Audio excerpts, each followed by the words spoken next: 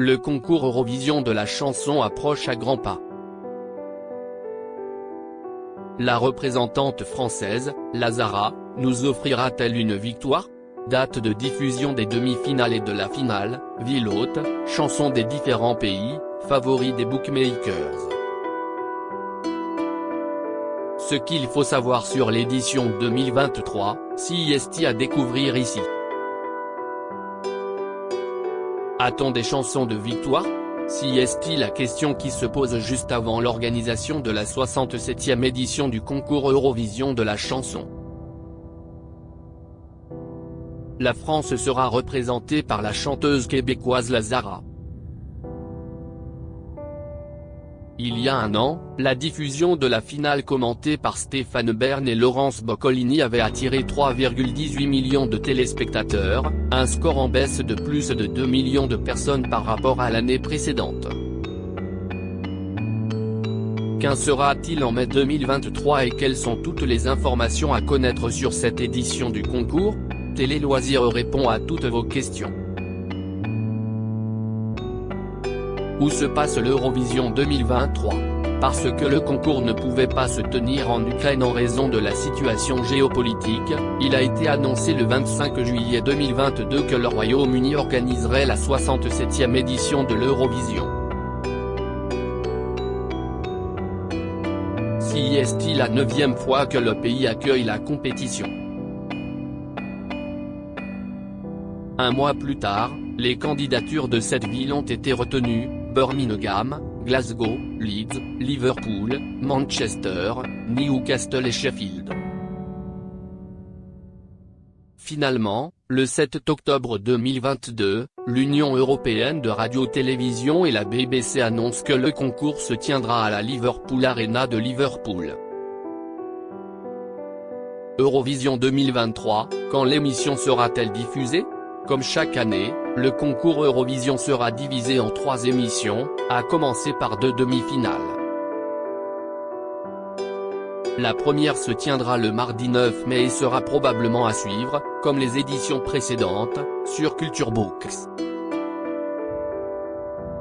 Les pays en lice ce soir-là sont, la Croatie, l'Irlande, la Lettonie, Malte, la Norvège, le Portugal, la Serbie, l'Azerbaïdjan, la Tchéquie, la Finlande, Israël, la Moldavie, les Pays-Bas, la Suède et la Suisse. La deuxième demi-finale, elle, aura lieu le jeudi 11 mai. Les candidats y participants sont les représentants des pays suivants: l'Arménie, la Belgique, Chypre, le Danemark, l'Estonie, la Grèce, l'Islande, la Roumanie, l'Albanie, l'Australie, l'Autriche, la Géorgie, la Lituanie, la Pologne, Saint-Marin et la Slovénie.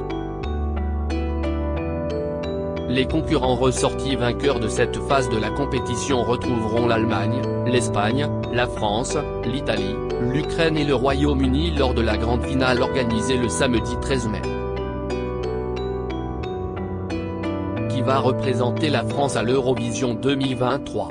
Dans le cadre de la 67e édition de l'Eurovision, la délégation française est représentée par Lazara. Cette chanteuse québécoise, dont le véritable nom est Fatima Zaraf, entretient le mystère autour de son identité puisqu'on ne connaît pas, par exemple, sa date de naissance. Son destin change lors d'une soirée où elle fait la rencontre du producteur Benny Adam qui l'invite en studio dès le lendemain. Elle enregistre alors Printemps Blanc, en 2016, un morceau en collaboration avec le rappeur Niro. Elle ajoute ensuite plusieurs vidéos à sa chaîne YouTube mais, en France, elle connaît le succès avec Tu t'en iras, titre aux 20 millions de vues sorti au printemps 2021. Cette année-là, elle sort Traîtrise, son premier album. Un an plus tard, elle apparaît sur le disque Chronique d'un Cupidon de Slimane, sur lequel elle chante Les Amants de la Colline en duo avec l'artiste. Le 12 janvier 2023, sa participation au concours Eurovision de la chanson 2023 est officialisée par France Télévisions. Musique Eurovision 2023, quelle chanson la Zara va-t-elle chanter? Le 18 février, dans 20h30 le dimanche sur France 2, la Zara a dévoilé le clip officiel de Évidemment, la chanson avec laquelle elle représente les couleurs de la France. Évidemment, toutes ces belles promesses que j'entends, ce n'est que du vent. Évidemment, car après le beau temps vient la pluie, c'est ce qu'on oublie, entend-on notamment dans le refrain. Sur le plateau de Laurent Delahousse, la chanteuse a expliqué que ce titre était un texte sur l'amour universel. Si est-il l'amour de soi, surtout l'amour universel, et c'était important pour moi d'offrir à la France et à l'Europe un hymne que les Français peuvent porter, a-t-elle indiqué. Eurovision 2023, à quoi va ressembler la prestation de la Zara, représentante de la France? Le lundi 20 mars, Alexandra Redamiel, directrice des divertissements et des jeux du groupe France Télévisions, a répondu aux questions de 12 points, le podcast qui décrypte l'Eurovision. Sa volonté lors de la prestation de son artiste? Résumer toutes les personnalités de la Zara en un staginug. Je voulais quelque chose qui soit à la fois fashion show et hors norme, parce qu'elle l'est. Elle peut à la fois être gaga ou arriver sur quelque chose de très simple, a-t-elle confié. À l'image de Barbara Pravi, la Zara devrait être seule sur scène, mais elle fera l'utilisation d'un accessoire pendant sa prestation. Eurovision 2023, quels sont les pays participants?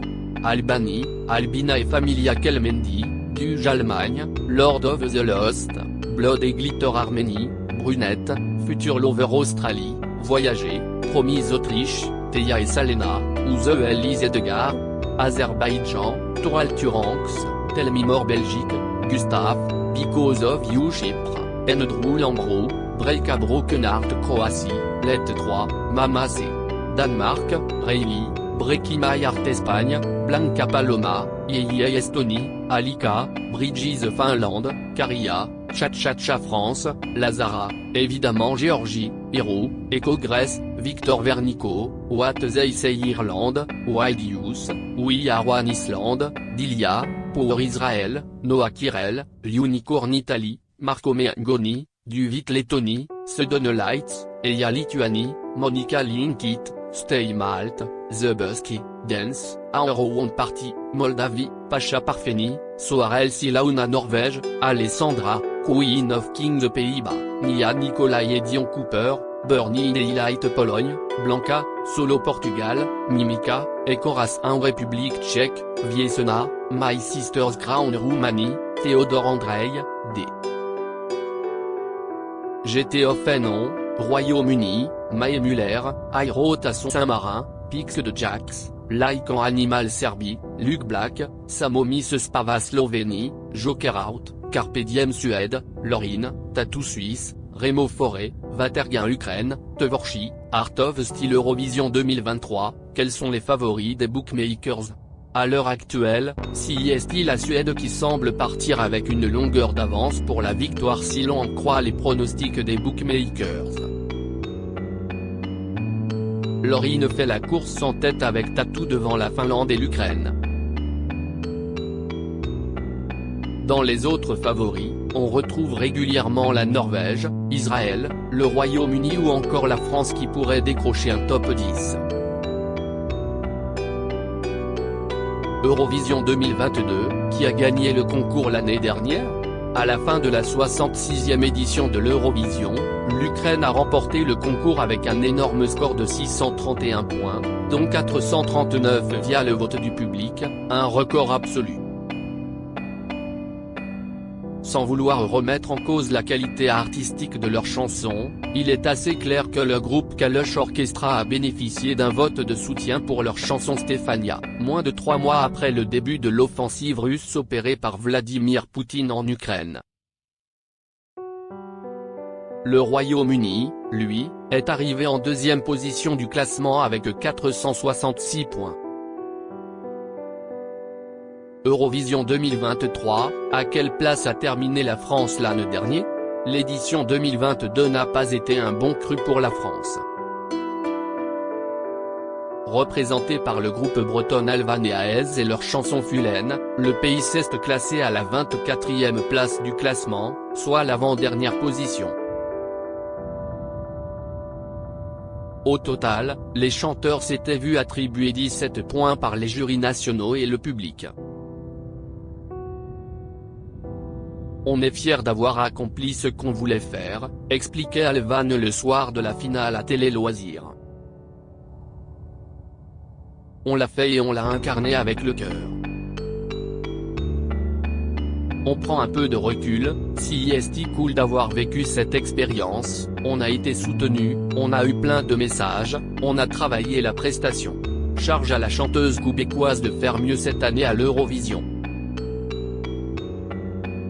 À lire aussi Je n'étais pas prête, Lazara, la représentante de la France à l'Eurovision 2023 avait déjà été contactée pour participer au concours.